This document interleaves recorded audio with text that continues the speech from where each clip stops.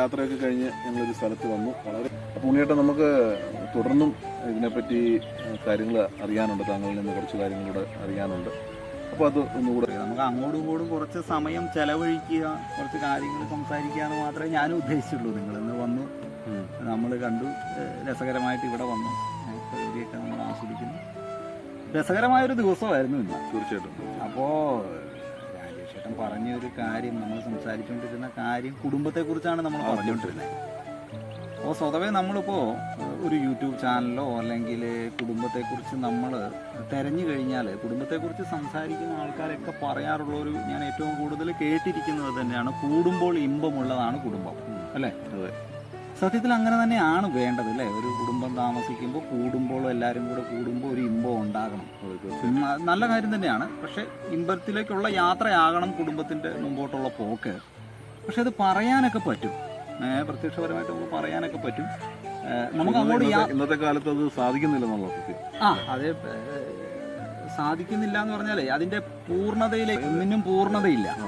പക്ഷേ നമ്മൾ തിരിച്ചറിയാൻ, നമ്മൾ മനസ്സിലാക്കുക, സുഹൃത്തുക്കളിൽ നിന്നും നമ്മുടെ സഹജീവികളിൽ നിന്നും കുടുംബത്തിൽ ജീവിത വിജയം നേടിയ ആൾക്കാരിൽ നിന്നും. അപ്പോൾ ഞാൻ ഓർക്കുന്നുണ്ട്, എൻ്റെ ഒരു സുഹൃത്ത് കുടുംബത്തിലൊരു പ്രശ്നം ഉണ്ടായി.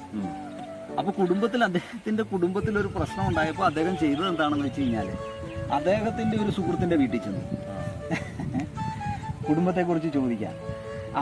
എൻ്റെ കുടുംബത്തിൽ ഇന്ന പ്രശ്നങ്ങളുണ്ട്, എന്ത് ചെയ്യാമെന്ന് അറിയാൻ വേണ്ടി അദ്ദേഹം മറ്റൊരു സുഹൃത്തിൻ്റെ വീട്ടിൽ ചെന്നു. അപ്പോൾ ആ സുഹൃത്ത് എങ്ങനെയാണ് ജീവിക്കുന്നതെന്ന് വെച്ച് കഴിഞ്ഞാൽ, ഭാര്യയെയും 2 മക്കളെയും വീട്ടിൽ നിന്ന് തല്ലി ഓടിച്ച് പുള്ളി ഒറ്റയ്ക്ക് കഴിയുന്നിടത്താണ് ഈ സുഹൃത്ത് കുടുംബത്തെക്കുറിച്ച് ചോദിക്കാനായിട്ട് ചെന്നത്. മനസ്സിലായോ?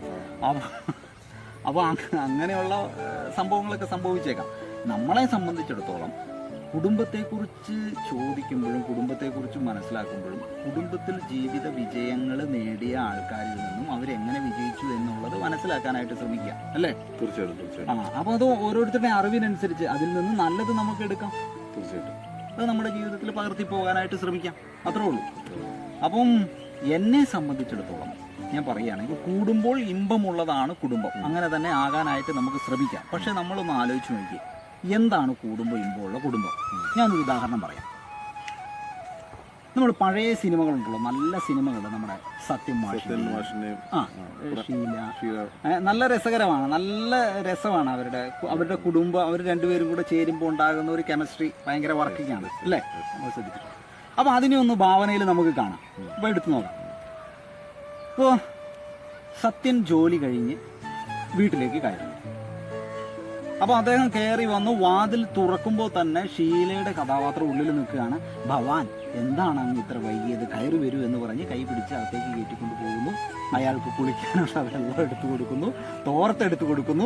ഭവാൻ കുളിച്ചിട്ട് വരൂ എന്ന് പറയുന്നു. അപ്പോൾ കുളിച്ചിട്ട് വരുമ്പോഴത്തേനും ഇവര് ഭക്ഷണം വിളമ്പി വെക്കുന്നു. അങ്ങനെ ഭവാൻ വരൂ എന്ന് പറയുന്നു. ഭവതി ഊണെടുത്തോളൂ എന്ന് പറയുന്നു. രണ്ടുപേരും കൂടെ അടുത്തിരുന്നു, അവർ കഴിക്കാൻ തുടങ്ങുന്നു. സത്യൻ മാഷിന്റെ കഥാപാത്രം ഷീലയോട് ചോദിക്കുകയാണ്, ഭവതി, ഇന്ന് സാമ്പാർ മാത്രമേ ഉള്ളൂ, മീൻകറിയും കൂടെ ഉണ്ടായിരുന്നുവെങ്കിൽ വളരെ നന്നായിരുന്നു. മീൻകറിയും കൂടെ ഉണ്ടായിരുന്നെങ്കിൽ വളരെ നന്നായിരുന്നു. ഉടനെ ഷീലയുടെ കഥാപാത്രം പറയുകയാണ്, ഭവാൻ, അങ്ങയുടെ ഇഷ്ടം നിറവേറട്ടെ, ഒരു 2 മിനിറ്റ് വെയിറ്റ് ചെയ്യും, ഇപ്പൊ തന്നെ മീൻകറി ആക്കാം.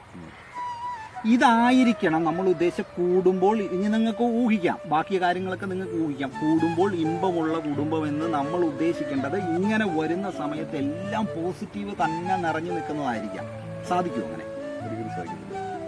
ഇപ്പോഴത്തെ കാലഘട്ടത്തിൽ ഒട്ടും സാധിക്കത്തില്ല. ഇത് നമ്മുടെ അറിവാണ്, ഇത് സാധിക്കില്ല. പക്ഷെ അങ്ങനെ ആയിരിക്കാൻ നമുക്ക് പ്രാക്ടീസ് ചെയ്യാം, മുമ്പോട്ട് പോകാനായിട്ട് നോക്കാം. ഉദാഹരണത്തിന് ഞാൻ പറഞ്ഞാൽ, എൻ്റെ അച്ഛൻ്റെ പേര് കൃഷ്ണൻകുട്ടി എന്നാണ്. എൻ്റെ വൈഫിൻ്റെ അച്ഛൻ്റെ പേര് സുരേന്ദ്രൻ എന്നാണ്. എൻ്റെ അച്ഛൻ്റെ ബ്ലഡിൻ്റെ അതേ രീതിയല്ല ഷീജയുടെ അച്ഛൻ. രണ്ടും ഹോർമോൺ വ്യത്യാസവും കാര്യങ്ങളും അല്ലേ? അപ്പോൾ അഭിപ്രായ വ്യത്യാസങ്ങൾ ഉണ്ടാകണം, അല്ലേ? അഭിപ്രായ വ്യത്യാസങ്ങൾ ഉണ്ടാകണം. അതിനെ വലിയൊരു പ്രശ്നത്തിലേക്ക് കൊണ്ടുപോകാതെ അന്നന്ന് തന്നെ പരിഹരിച്ച് മുന്നോട്ട് പോകാനായിട്ട് ശ്രമിക്കുക. അപ്പോൾ 2 പശ്ചാത്തലത്തിൽ നിന്നും വന്ന ആൾക്കാരെ ഒരുമിച്ച് കൂടുമ്പോൾ ഏത് സമയത്തും കൂടുമ്പോൾ ഇമ്പം ഉണ്ടായിക്കോണമെന്നില്ല. അഭിപ്രായ വ്യത്യാസങ്ങൾ ഉണ്ടാകാം, അല്ലേ രാജേഷ്? ഈ അഭിപ്രായ വ്യത്യാസങ്ങൾ ഉണ്ടാകുമ്പോൾ അത് ഓരോ ദിവസവും വൈകിട്ടോ അല്ലെങ്കിൽ ആ സമയത്തോ അത് പരിഹരിക്കാനായിട്ട് ശ്രമിക്കുക. അപ്പോൾ നമുക്ക് എനിക്ക് തോന്നുന്നു അഭിപ്രായ വ്യത്യാസങ്ങൾ വരും. ഷീല സിനിമ പറഞ്ഞല്ലോ, ഒരാഴ്ച രാജേഷ് ഏട്ടാ അങ്ങനെ നമുക്ക് അഡ്ജസ്റ്റ് ചെയ്ത് ജീവിക്കാൻ പറ്റും.